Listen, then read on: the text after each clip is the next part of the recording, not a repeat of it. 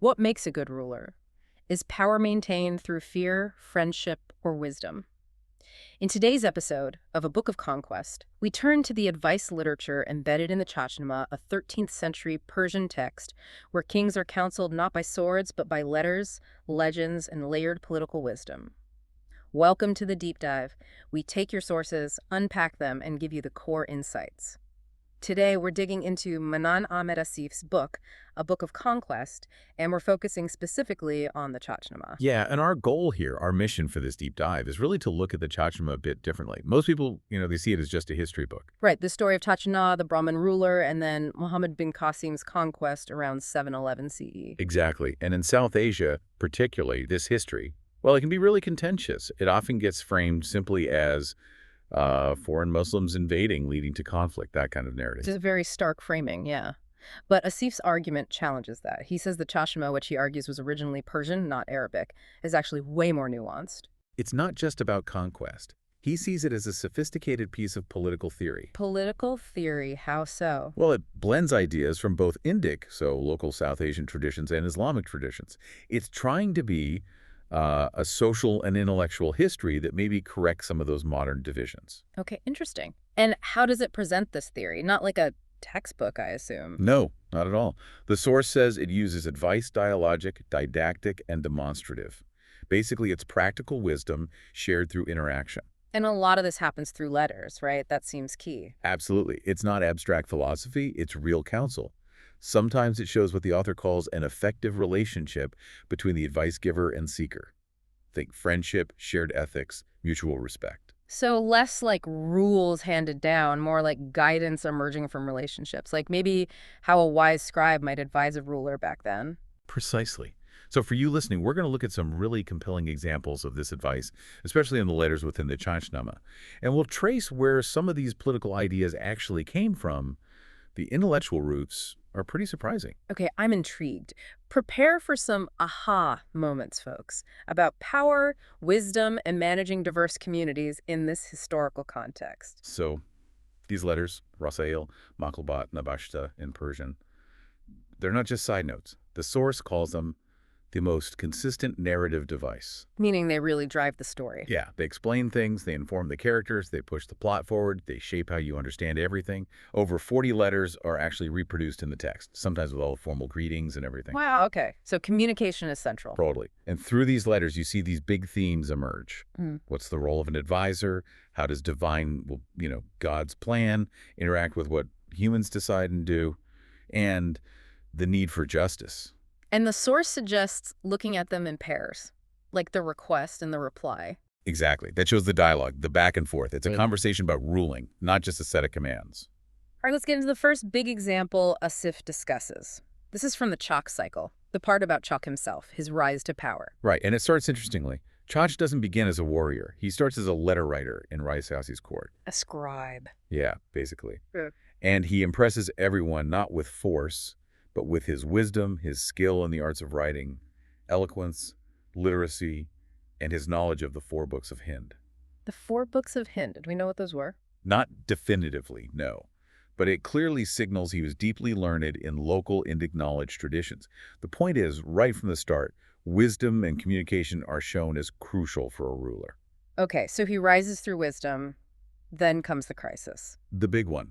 What the source calls the most vivid political crisis in the text.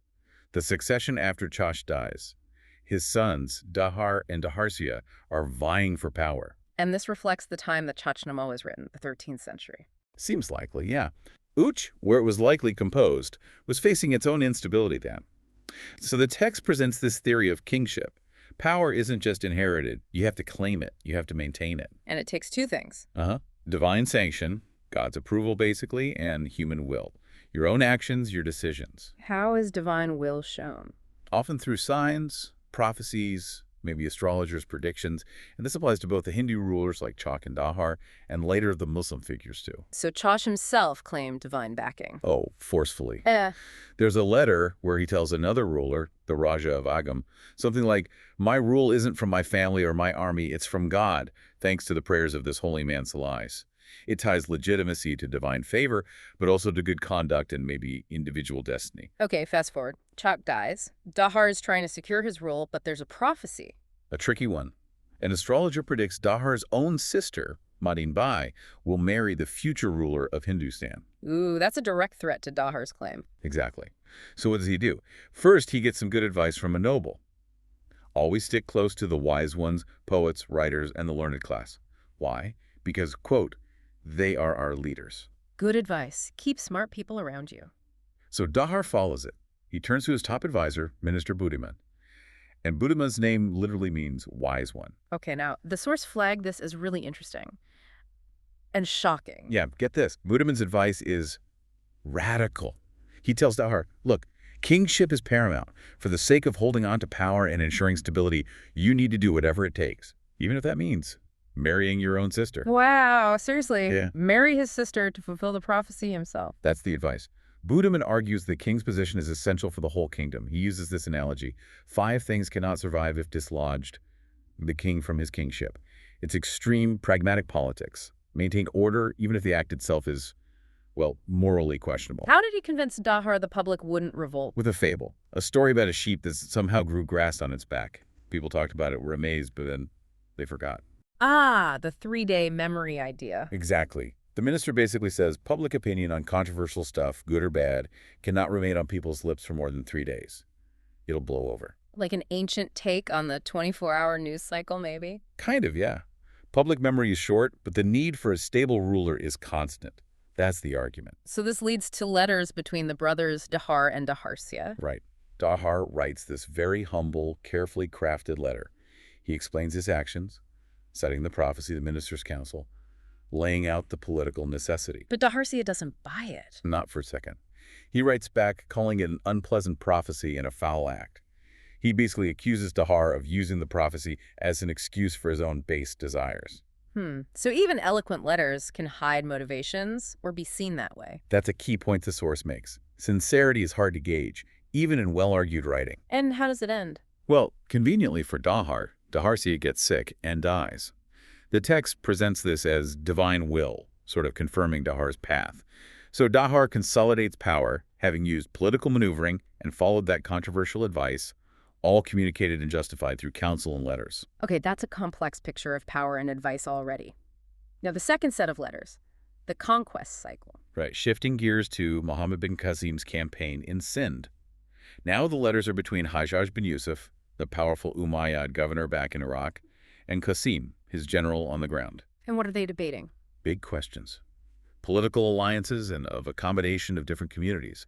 How do you govern a newly conquered land with diverse populations? Qasim sends a report first. Yeah, a formal victory letter, a Fathnama. It's quite ornate. He talks about his conquests, and he does mention quite proudly establishing mosques where temples had been. The source calls this a strident note of hegemony, a clear assertion of dominance. But there's more to it. Yes. Crucially, he also brings up potentially allying with a local non-Muslim noble, someone named Rosami Rasal, and he explicitly asks Hajjaj for guidance on how to handle these situations. What should I do? And Hajjaj's reply, you said it was important. Incredibly important and long. The tone is fascinating too. It starts affectionately, "Dear son, Karim al-Din," but then shifts quickly. To exasperation. Yeah, like, "Dear son, what is the matter with you?" It really shows the power dynamic, the sort of patriarchal relationship. Hajjaj is clearly in charge. So what's the substance of his advice? Does he agree with Qasim's hegemony? No, quite the opposite. This is the contrast. Qasim seems focused on cultural and religious assertion, but Hajjaj advocates a strategy of political accommodation. Accommodation, meaning what exactly? Hajjaj says, look, the only person we needed to defeat was Dahar, the king. Everyone else, the general population, even other local nobles, they can keep their faiths, their customs, as long as they accept Muslim political authority. Pay taxes, keep the peace. Okay, that's a different approach. And then Hajjaj lays out this really interesting political theory. He lists 4 ways to acquire and maintain kingship. What are they? First, consultation, alliances, treaties, relation. The source notes the Sanskrit equivalent is saman. Second, expenditure of wealth and grants dana. Third, knowing enemies' ways apeda. And fourth, dominance, terror, magnificence, bravery, power danda. Okay, wait a minute. Saman, Dana, Biha, Dandan. Those sound really familiar, like from Indian political thought. Exactly. That's the huge connection Asif highlights. And what's fascinating is how Hajjaj uses them. He tells Qasim to prioritize the first two, Saman and Dana. So diplomacy and money. Yes. Build alliances, gain consent from local elites and the population, make true promises, use financial incentives, violence, data, that's the absolute last resort. Wow, so the advice from the Umayyad governor in Iraq is basically prioritizing diplomacy and economic strategy over military force. Yeah, that's the core of it. And Hajjaj keeps emphasizing make a distinction between the defeated rulers and the ordinary people. He uses terms like Raya, the populace. Who does that include? He mentions Astamalat Sakanin, inhabitants, Zarahi, farmers, Yep. Sanoi, artisans, and Tujar, traders. Hajjaj insists Qasim must prioritize their welfare, ensure stability for them. He even criticizes Qasim in the letter for potentially causing trouble by appointing a local noble without properly assessing his intentions towards the people. So it's really focused on pragmatic governance and stability for the wider population? Very much so. And the narrative seems to endorse this approach. Yeah. Dahar eventually surrenders the fort only after his own astrologer confirms the timing fits the prophecy about the conquest. It's like divine will aligns with Hajjaj's timeline. And then Qasim follows the advice. Yes, the text shows him implementing Hajjaj's policy of accommodation, allowing local religious practices to continue under the new political order. So the text connects the two parts, Chak's story and Qasim's conquest. Explicitly, Qasim's success is framed as an analog to Chach's earlier rise. The Muslim rule is presented almost as a successor state, legitimized by God in a similar way Chach's rule was. That creates an equivalence, as the source says, between Muslim and non-Muslim histories in the text itself. Exactly, which strengthens the argument within the Chachnama for accommodation. It's not just conquest. It's presented as a transition of legitimate rule, validated by divine signs for both sides. Even the final victory letter, the Fathnama, is unusual because it apparently praises both armies involved. That definitely complicates the simple invasion narrative. It sounds like a blueprint for governing a diverse place. It really does. And that leads to the next big question. Where did the Chachnama get these ideas, this blend of advice? Yeah, those Sanskrit terms in Hajjaj's letter were a big clue. Right. It wasn't written in a vacuum. Asif argues it draws on multiple intellectual traditions. Ideas are moving across languages, Sanskrit, Arabic, Persian, and across different kinds of texts. Okay, so what were the streams feeding into it? Persian influences first. Definitely. It fits within the Persian tradition of mirror for princes, literature advice books for rulers, and a major figure looming in the background is Alexander the Great. Iskander or Sikander, right? Yeah, not just as a conqueror, but as a figure associated with wisdom, especially through texts like the supposed letter of Alexander to Aristotle. That text, the Rasail, circulated widely. And became advice manuals. Exactly, like the Secretorum in Latin or the Kitabs or Al-Azrar in Arabic.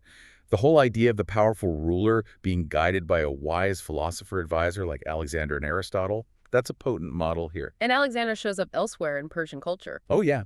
In major histories like Tabari and Masudi and huge literary works like Ferdowsi's Shahnameh and Nizami's Iskandarnameh, his story is often used to discuss leadership, ethics, advice.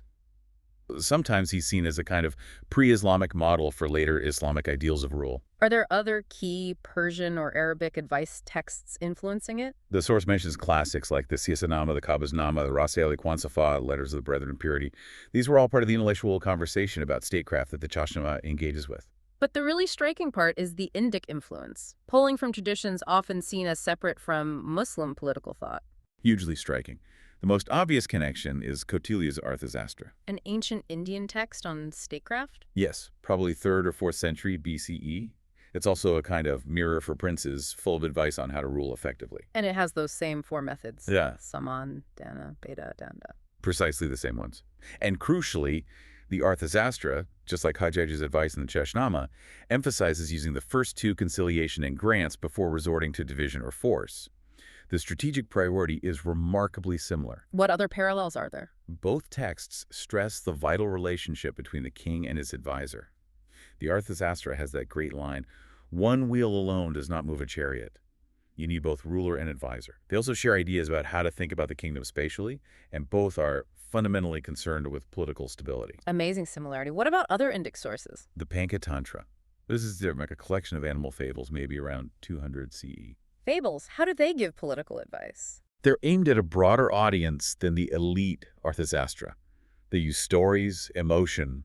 The advice is often more ambiguous, open to interpretation, and sometimes they're a bit skeptical about royal power. Skeptical how? They might suggest that the ruled, the ordinary creatures in the stories, have wisdom and can counsel rulers, or even organize themselves for their own good. Can you give me an example? The source mentions the indigo jackal. A jackal pretends to be a king, gets dyed blue, but his true nature eventually outs him. It explores legitimacy, deception, the limits of assuming authority. Or the story of birds trying to elect an owl as king.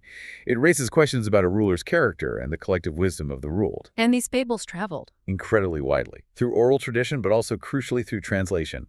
The Arabic version, Kalila wa Dimna, translated by Ibn Maqafa in the 8th century, was hugely influential across the Islamic world and beyond. So these ideas were just in the air, mixed. That's the picture Asif paints.